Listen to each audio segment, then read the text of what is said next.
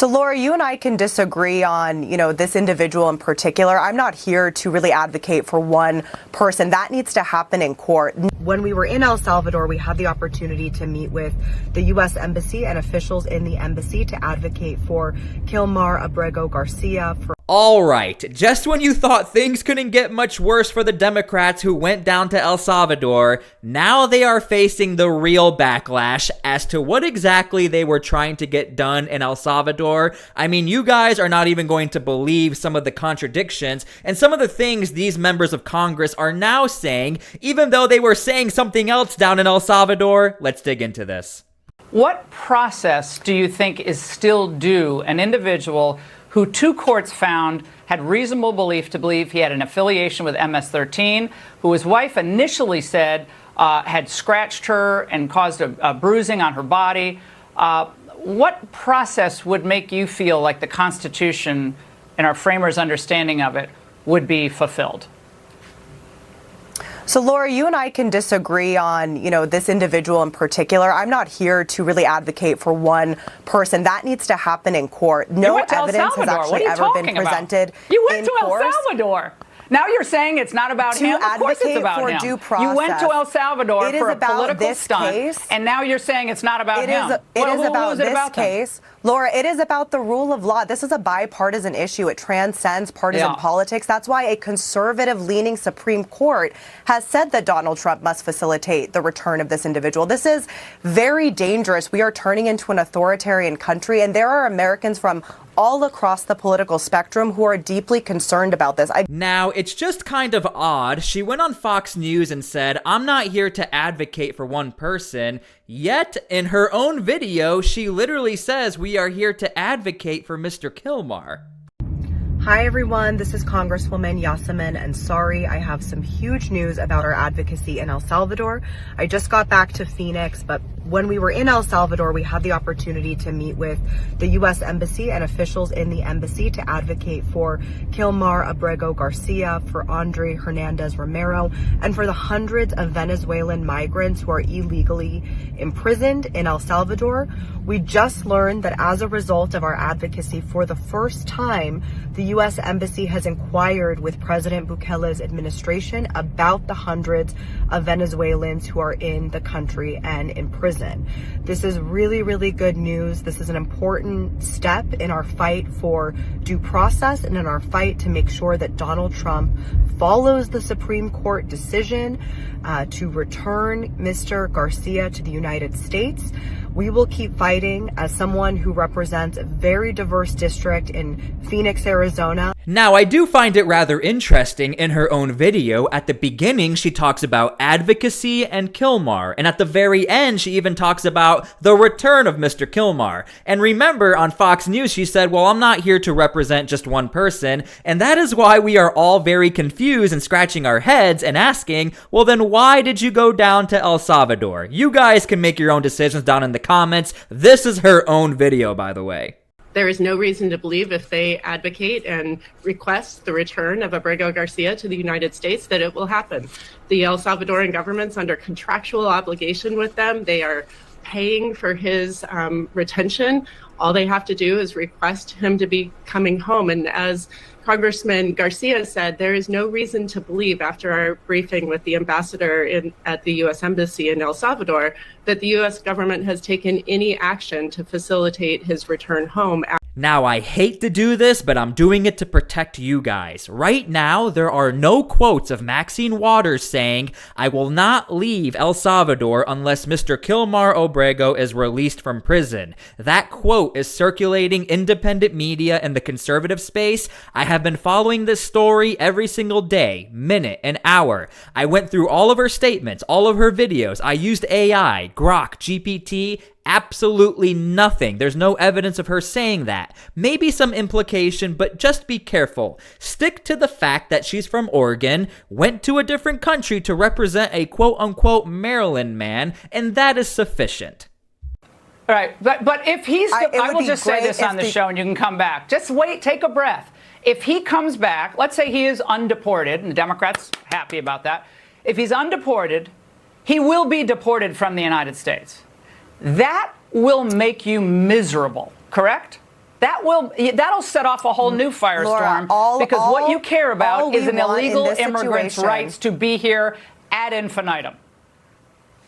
This is a union you don't member, want him a deported. person That's with the a real U.S. story. All right, citizen, wife. Yeah. This is a person who the Supreme Court has said needs to be facilitated back to the United States. That's a fact. We got it. We got it. You will never support the deportation of this individual. That is the truth. All right, now thanks to you guys, we have a sponsor, 1775 Coffee Company. Have you ever drank a cup of coffee that makes you feel younger? 1775's Rejuvenate Coffee is a bold, dark roast infused with CAG, the same compound studied to reverse biological age by up to 8 years. That's right, 8 years.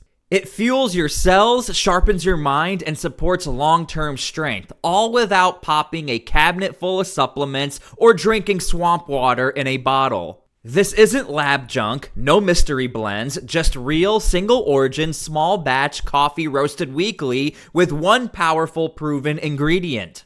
And here's the best part. When you buy from 1775 Coffee, you're backing free speech, freedom of choice, and a company that backs the same creators and values you do. No corporate overlords, just great products made for people who still believe in something real. So, go to 1775coffee.com, grab their anti-aging longevity roast, and use code T-SPLY, capital T-SPLY, like you see on the screen, for 15% off. Feel sharper, stronger, younger, and know you're fueling the companies that actually give a damn about your health and freedom. We are in a constitutional crisis. I mean, there is no question. I mean, you're flouting the Supreme Court in a unanimous decision. And let me also add something about due process, which I think is also important. I'm glad we're discussing. Due process in our country is afforded to all that live here. It's not just for U.S. citizens. It's for those that are here. Might be a student expressing the First Amendment rights who's on a visa. It might be a temporary resident. It might be a non-citizen. Everyone in this country has that right to due process. It's one of the beauties of our Constitution, of our democracy, of the way that we are as a country. This issue with Kilmar, it's not about just immigration. I think it's really important that people understand that. This is about what kind of country are we going to be and how are we going to treat our own citizens, but also the people that are here in a way that is fair and that is just. That's the tradition of the United States. And so, I've heard some folks say, "Oh, we're being distracted from the issue of the economy." We should be able to do multiple things at once. We need to fight Elon Musk and Donald Trump and the destruction of our federal agencies. And we need to support and defend due process and the Constitution of this country. We can do all of those things. What is your response to the judge accusing the administration of bad faith and willful noncompliance? Bad faith. We removed an MS-13 gang member, public safety threat, wife beater, designated terrorist from the United States. He's home. He's a citizen of El Salvador, a native El Salvador, who had due process, despite what you're hearing, been ordered removed by 2 separate immigration judges. The best that could happen for him, if he actually gave back to the United States, he would be detained and removed again, because he has an order of deportation. And what people don't talk about, the withholding order they keep saying was a mistake or oversight, was issued years ago under different circumstances. I'll let DOJ argue this in court, but I think we removed a public safety threat, gang member, designated terrorist from the United States who had been ordered deported twice by a federal judge. I think I got plenty of due process. He got more due process than Lakeland Riley got. I've seen some people look at this and say they're worried that the stance of this administration when it comes to this is that if someone is deported by accident, that they have no responsibility for them once they are in the custody of a foreign government. What would you say to that? Well, they're in the custody of El Salvador. He's an El Salvadoran national. He was born in El Salvador. El Salvador has him in custody, and El Salvador decide what happened to him. I mean, again, the El Salvadoran president made it clear he's not going to release him. So again, I'm going to go back. The DOJ, they can fight this out in the courts. As I'm not a part of that. I'm not an attorney. I'm not a prosecutor. So we'll let the courts, decide what the next steps will be. Even though it was a U.S. immigration judge who said the one place he can't go is El Salvador. I mean, he could have been deported literally anywhere else. Again, we can keep going back and back, but again, that was years ago. Country conditions were different. That gang no longer exists in El Salvador. He has been designated a terrorist since that time. 2 different federal judges said he's an MS-13 member. A police department said he's an MS-13 member. ICE data shows he's an MS-13 member. El Salvador says he's an MS-13 member. As you know, MS-13 has been designated terrorist. The case has the facts of the case have changed since that first decision. So again, I'll leave it up to the DOJ to argue that case in court, but that is where I stand, and that's my belief. NRCC, so this is the House campaign arm of the Republican Party, put out a statement, and it read in part, we'll pay for the plane tickets for these House Democrats going to El Salvador and Senate Democrats. They just can't forget to smile for the cameras as they sell out their constituents. And then the NRSC, that's the Republican Senate campaign arm, they put out an ad. Watch this.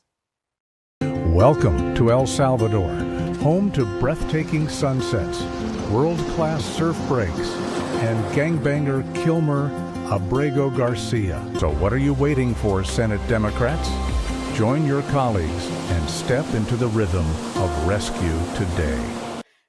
They seem to like what the Democrats are doing. That is hilarious. That's the first time I saw that thing. Obviously.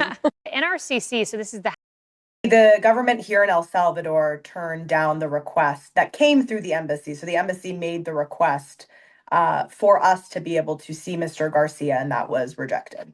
Okay. There's word here in the States that he's been moved to better accommodations in a jail. What do you know about that? We were not able to get any answers. We're still pressing for answers, and that's part of what we are asking Secretary Marco Rubio. Where is he? That's what the family is asking. Again, with the health conditions that he has, they're worried that he's not getting the treatment that he needs. And that is why the situation is so urgent. Alright, if you are still watching this video, I really do appreciate it. I mean, this story is so bizarre, and I don't know if you caught at the beginning of the video, there is also implication that more Democrats will be heading down to El Salvador, which means we will be talking about this probably for a little while more. I actually predict we will be talking about this for maybe the midterms until all of these Democrats realize their polling numbers are very low right now. But let's see what happens. If you're unaware, the Democrats really have no choice because the DNC vice chair, David Hogg, and I've made videos about this, he is saying we are not going to allocate or we are not going to campaign for Democrats who basically don't agree with these talking points because we want new Democrats in here, not moderates, more progressive, more left-leaning.